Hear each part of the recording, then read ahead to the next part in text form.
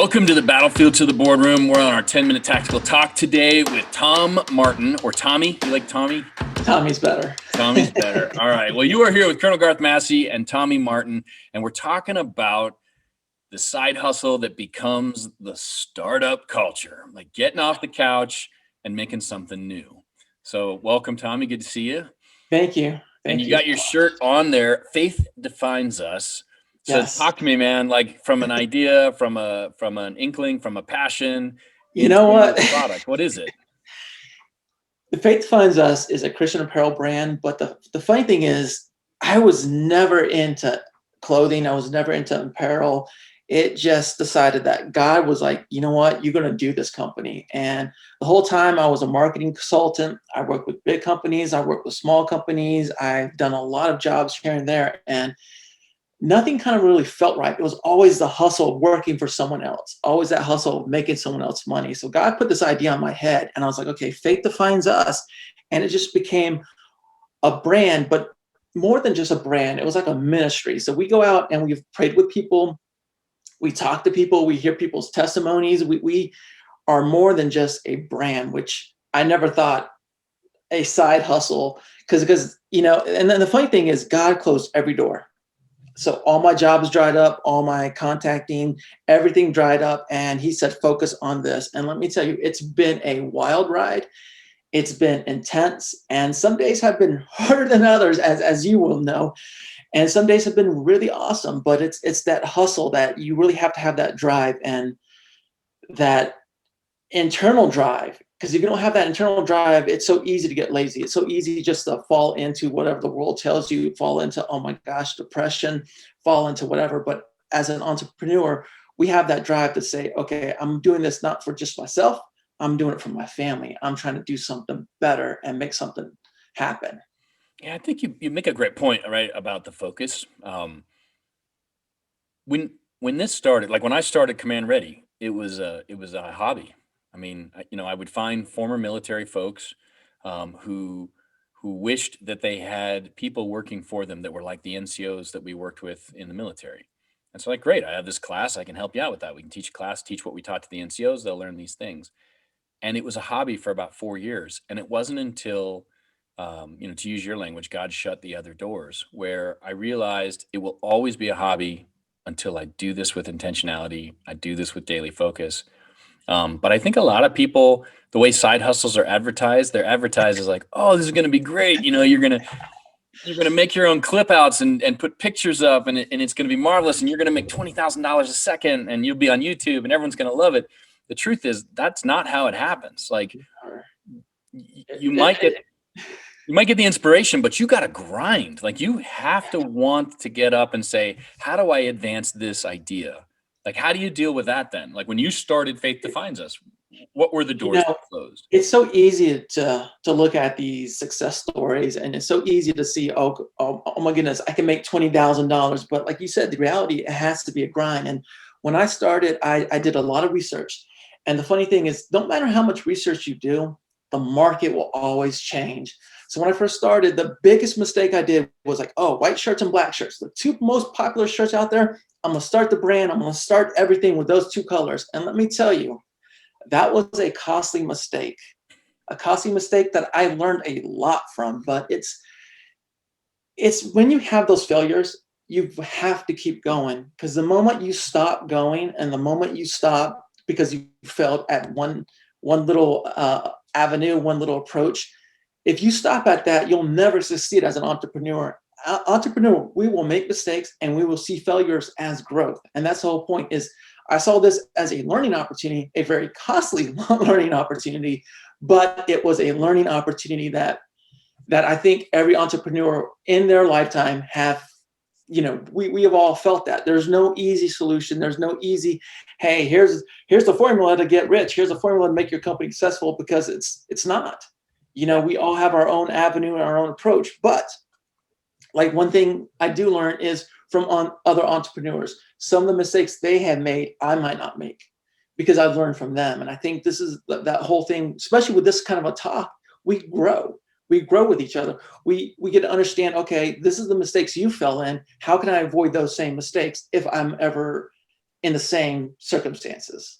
Yeah. So it's been a grind, and I think too many times we want it to be here now. I started my own business. I'm going to be rich tomorrow, and tomorrow's going to be another long day.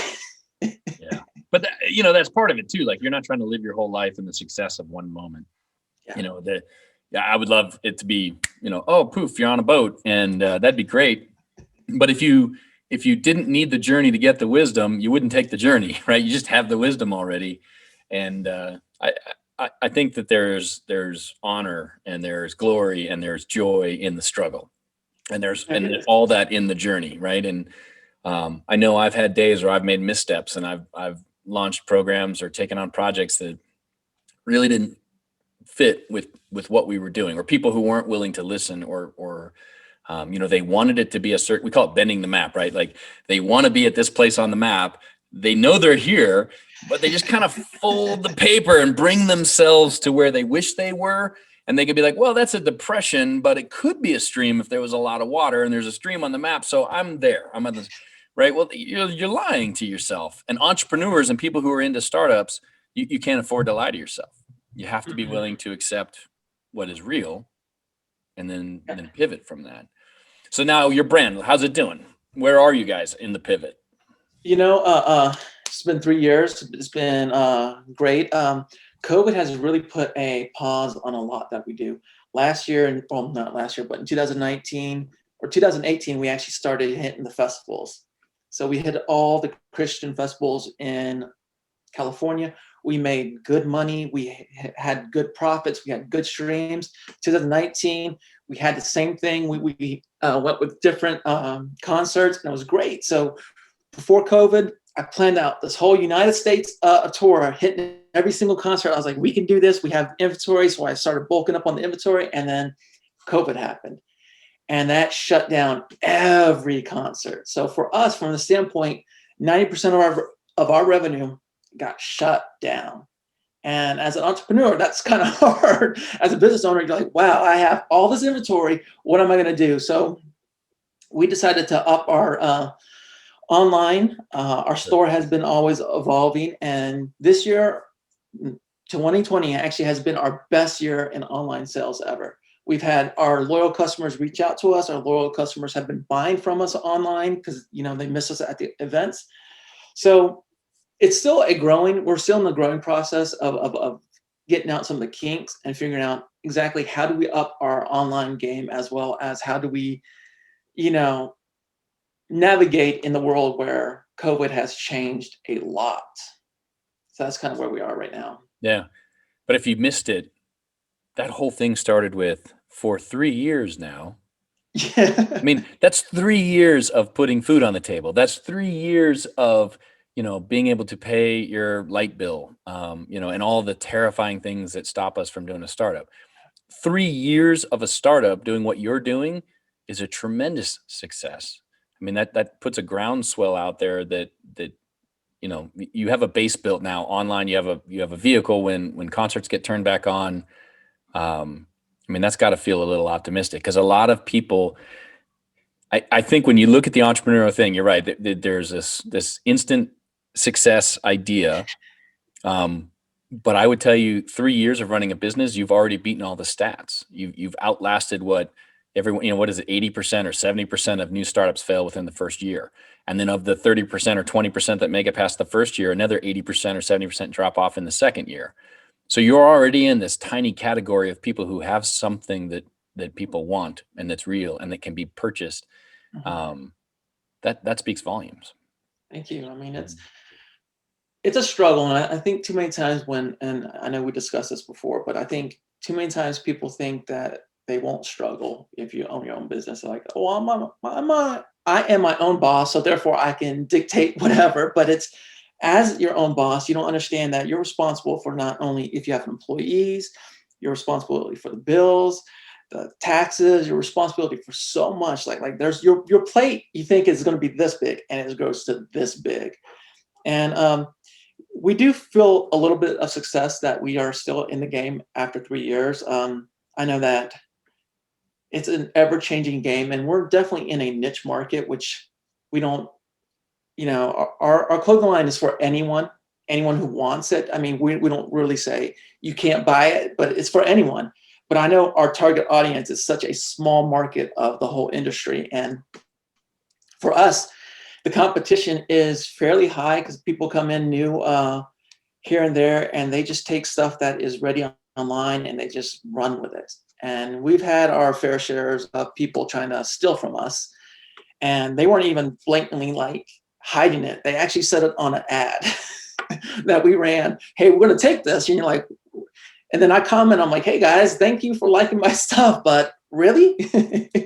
But it's a constant struggle, but it's a good struggle because you know that you're doing something that A, you love, and two, you know that the more you keep at it and the harder that you go at it and the more confidence you have, you can actually build it better and stronger. And it's just having a good support group too. I think my wife is my biggest fan, and her whole family supports us. They actually buy a lot from us, which is pretty awesome. And it's just having a good support team. As an entrepreneur, we have to have that. Too many times people think it's a all by myself. I'm doing it all by myself, but no, it's a support team. Whether it's other entrepreneurs, mentors, whether it's just friends, family, you have to have that. I think that's vital in any business that you try to start. Yeah. Well, you're making it happen, and that matters a lot. And your wife, Thank you. if you guys haven't had a chance to check it out, Tommy's launched some new videos with him and his wife talking about the brand, talking about kind of the lifestyle that goes into the whole idea around Faith Defines Us. You can check him out on some links. We'll put it in the comment below to your website. So if you'd like to purchase a shirt, I got to go in and get a shirt for you because I can't wear Forged all the time, right? But man, Tommy, it's cool, man. Thank you. You're right. You're in a place where, anybody with access to a silk screen can go, oh no, I can make a shirt, and they're just copying, but you can't lead by copying, right? You cannot. You lead by just cutting your teeth and plowing through the snow and putting in the hard work, and the reward is in the effort, I think. And I think you're living it. So I appreciate you taking a minute to talk to us. Anybody out there with a dream, looking at a side hustle, looking, to grow themselves, their brand, and be their own boss, beware. There are dragons in those caves, and but it also has a lot of really bright spots. For me, it's been rewarding. I think for you, it's been rewarding. Very. So go check out Tommy's site, and that is your battlefield to the boardroom. It's great talking to you, buddy. You too, buddy. Have a good one.